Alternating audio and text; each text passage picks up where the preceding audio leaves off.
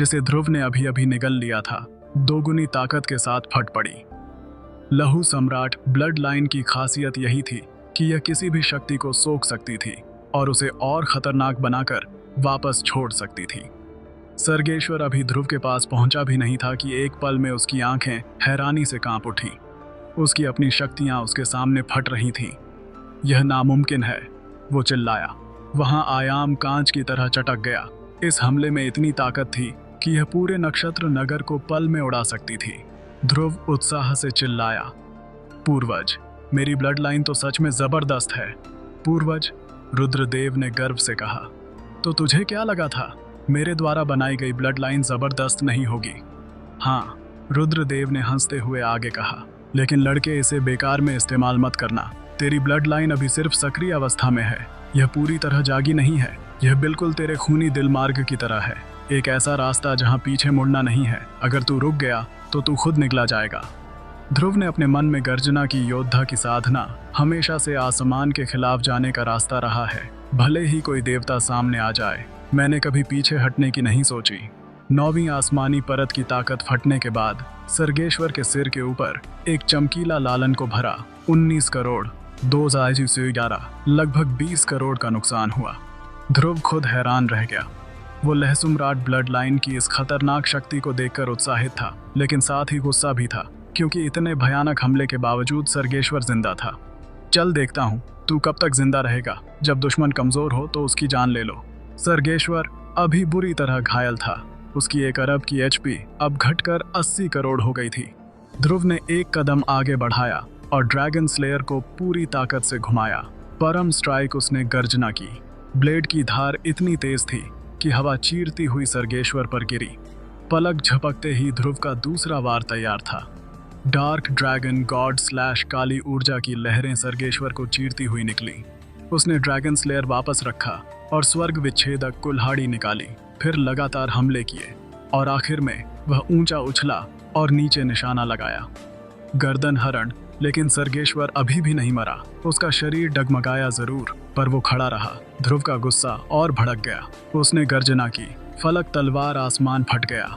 एक सुनहरी रोशनी की किरण नीचे गिरी और सर्गेश्वर के सिर पर जोर से फटी। उसका शरीर जमीन में धंस गया। जमीन चटकी और एक विशाल गड्ढा बन गया। ध्रुव फिर भी नहीं रुका। उसने अपनी मुट्ठियां कसी और आदमखोर किंग कांगब की शक्तियों के साथ पहाड़ तोड़ मुके से हमला किया। फिर एक के बाद एक मुंह बरसने लगे, जैसे कोई तूफान आ गया हो। तेरी इतनी हिम्मत कि मेरे साथियों को छुएगा, ध्रुव चिल्लाया। उसका हर वार गुस्से और बदले से भरा था। सर्गेश्वर के सिर के ऊपर नुकसान के अंक लगातार उभर रहे थे। उसकी HP तेजी से कम हो रही थी। साथ ही ध्रुव के अमर ऊर्जा पॉइंट्स भी पागलपन से कम हो रहे थे। वो लगातार अलग अलग तकनीकों से हमला कर रहा था। साथ ही उसके अमर ऊर्जा पॉइंट्स बिल्कुल भी नहीं भर रहे थे। अनंत अमर ऊर्जा इमोर्टल रूट पर भरोसा करके इसे भरना नामुमकिन था, लेकिन ध्रुव को इसकी परवाह नहीं थी। उसके दिमाग में सिर्फ एक ही ख्याल था, सर्गेश्वर को उड़ा दो। मृत्यु कट आइस / मैग्मा, अनंत / फलक हथेली, एक के बाद एक वार, और हर एक बेहद खतरनाक था। बस 10 मिनट में सर्गेश्वर को ध्रुव ने पूरी तरह से कुचल दिया। वो हिल भी नहीं पा रहा था। उसके पास जवाबी हमला करने का कोई मौका ही नहीं था। ध्रुव की चालें लगातार मशीन की तरह चल रही थी, लेकिन सर्गेश्वर मरा नहीं। 1 अरब की HP, यह मात्रा सच में बहुत डरावनी थी। हाफ हफ हफ ध्रुव हाफ रहा था। उसके 7 लाख अमर ऊर्जा पॉइंट्स पहले ही खत्म हो चुके थे। सर्गेश्वर के सिर के ऊपर बची करोड़ों की HP को देखकर ध्रुव ने गला निकला और अपने दिल में गाली दी। लानत है, इतनी HP पर ध्रुव के अमर ऊर्जा पॉइंट्स खत्म हो चुके थे। वो चाहकर भी अब और वार नहीं कर सकता था। यह ऐसा था जैसे उसे लकवा मार गया हो। हाथ होने के बाद भी वह किसी काम के नहीं। अब वो अपनी तकनीकें छोड़ने में असमर्थ था। सिर्फ 1 अरब की HP ही किसी को पागल करने के लिए काफी थी। अमृत द्वीप, लेकिन सर्गेश्वर शक्तिशाली किंग नहीं था। अमर महल का पूर्वज और पश्चिमी अंधकार लोक का चंद्र नेत्र जैसे शक्तिशाली अस्तित्व भी थे। ध्रुव ने आसमान में पितृराज को देखा और अपने मन में सोचा, दिव्यवीर स्तर का सर्गेश्वर ही 1 अरब HP वाला है, तो उस बूढ़े की HP कितनी होगी। ध्रुव अभी अपनी सांसें समेट रहा था कि तभी सर्गेश्वर ने कुटिल हंसी के साथ कहा, तेरी अमर ऊर्जा खत्म हो चुकी है ना कमीने। अब घमंड करके दिखा, फिर मुझ पर हमला करके दिखा। अब तू थक चुका है, हाँ हाँ हाँ। उसका पूरा शरीर खून से लथपथ था, पर उसकी आंखों में खून की प्यास अब भी जल रही थी। ध्रुव ने उसे पिछले 10 मिनटों में बुरी तरह कुचला था। वो इससे बेहद नाखुश था। उसके दिल में गुस्सा उबल रहा था जो पल पल बढ़ता जा रहा था। अब अगर ध्रुव की अमर ऊर्जा वाकई खत्म हो चुकी थी तो उसकी सारी ताकत और शक्तिशाली तकनीकें बेकार थीं। ऐसी स्थिति में ध्रुव एक मछली की तरह था जिसे काटने के लिए तैयार किया जा चुका हो। सर्गेश्वर उसे जैसे चाहे वैसे मार सकता था। सर्गेश्वर धीरे धीरे गड्ढे से बाहर निकला। उसकी आभा इतनी भयानक थी कि आसपास के लोग कांप उठे। महाविद्यालय के मास्टर और शिष्य हैरान थे। सर्गेश्वर को इस तरह कुचला हुआ देखना उनके लिए अकल्पनीय था, लेकिन सर्गेश्वर था। अमर महल और कुछ चुनिंदा महाशक्तिशाली योद्धाओं को छोड़कर कोई उसे मार नहीं सकता था और न ही कोई उससे बच सकता था। वह गुस्से में है, एक शिष्य ने फुसफुसाते हुए कहा। ध्रुव अब मरेगा। दूसरा बोला, मैं महाराज को कभी इतने गुस्से में नहीं देखा। यह वाकई डरावना है। अमर महल के एक एल्डर ने कहा। पितराज का चेहरा भी चिंता से भर गया। अगर ध्रुव की अमर ऊर्जा सचमुच खत्म हो चुकी थी तो उसके पास अब जवाबी हमले की कोई गुंजाइश नहीं थी। उसने धीरे से कहा, सर्गेश्वर, तुम उसे नहीं मार सकते। सर्गेश्वर के होठों पर एक कुटिल मुस्कान उभरी। उसने ठंडे लहजे में जवाब दिया, गुरुदेव, आपकी आयु हर चीज से कीमती है। क्या आपको लगता है कि आप मुझे रोक सकते हैं? कोई भी मुझे उसे मारने से नहीं रोक सकता, कोई नहीं। उसने गर्जना की। उसका गुस्सा आसमान छू रहा था। ध्रुव ने पिछले 10 मिनट में उसे बुरी तरह कुचला था। तरह तरह के शक्तिशाली हमलों से उसे मारने की कोशिश की। वह अब किसी भी कीमत पर उसे मारना चाहता था और अगले ही पल उसका शरीर एकाएक गायब हो गया। वह डर रहा था कि कहीं पितृज बीच में ना आ जाए। अगर पितराज ने उसे रोकने की कोशिश की तो उसके पास कोई भी मौका नहीं बचता। दिव्यवीर और अनंतवीर के बीच का फासला आकाश पाताल जितना था, इसलिए उसने पहले हमला करने का फैसला किया। कमीने मर सर्गेश्वर की छाया ने आसमान को ढक लिया और उसने ध्रुव की ओर पूरी ताकत से हमला किया। इस बार उसके हाथ में एक काली नीली तलवार चमक रही थी। पूर्वज रुद्रदेव तुरंत उत्साहित हो उठे। क्या शानदार चीज है। ध्रुव के होठों पर मुस्कान उभरी। तो इसे लेते हैं। उसने सर्गेश्वर को देखा जो उसकी ओर तेजी से बढ़ रहा था।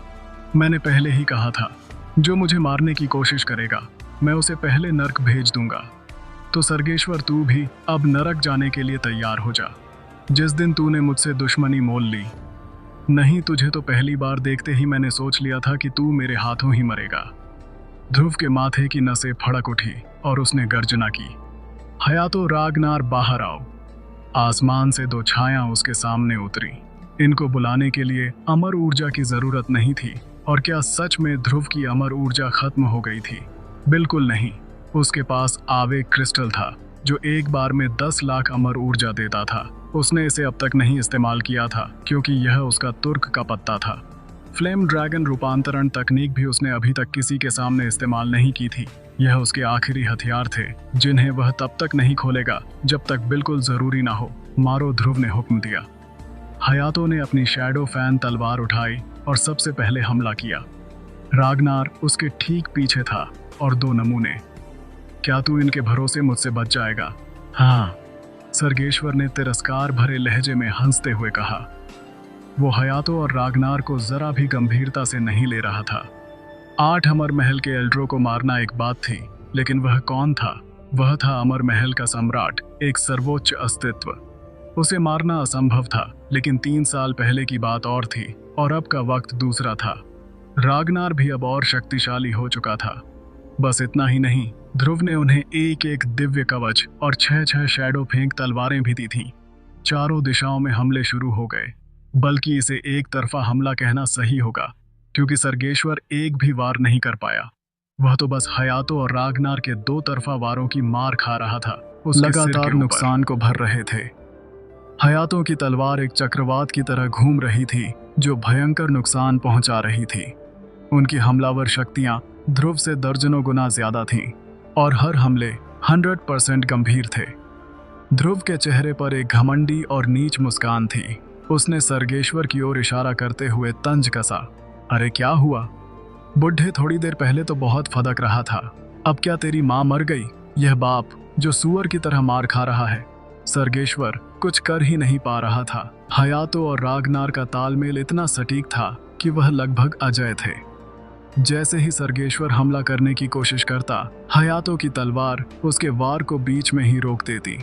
इससे पहले कि वह कुछ समझ पाता, रागनार की बास्केटबॉल उसकी पीठ पर पड़ती।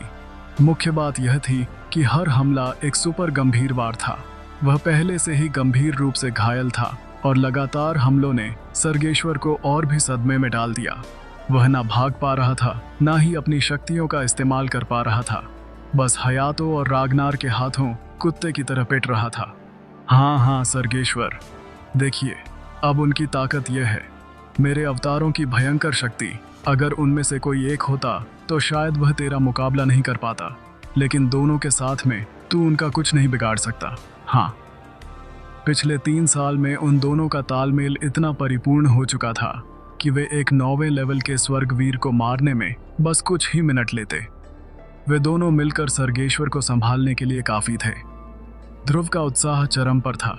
उसने सर्गेश्वर की ओर एक तीखी नजर डाली और आदेश दिया, अब शुरू करो जी। मालिक रागनार ने कहा। सर्गेश्वर की गर्दन पर पहले से ही एक लाल निशान घूम रहा था। रागनार ने अपनी सबसे बड़ी चाल को सक्रिय कर दिया था। वो अचानक उछला, अपनी शक्ति को बास्केटबॉल पर संकेंद्रित किया और हाथ घुमाते हुए नीचे वार किया। एक जोरदार धमाका हुआ और सर्गेश्वर के सिर के ऊपर एक अविश्वसनीय नुकसान की संख्या तैरने लगी। उसी वक्त ध्रुव चिल्लाया, हयातो, अब फलक तलवार से इसे खत्म कर दो।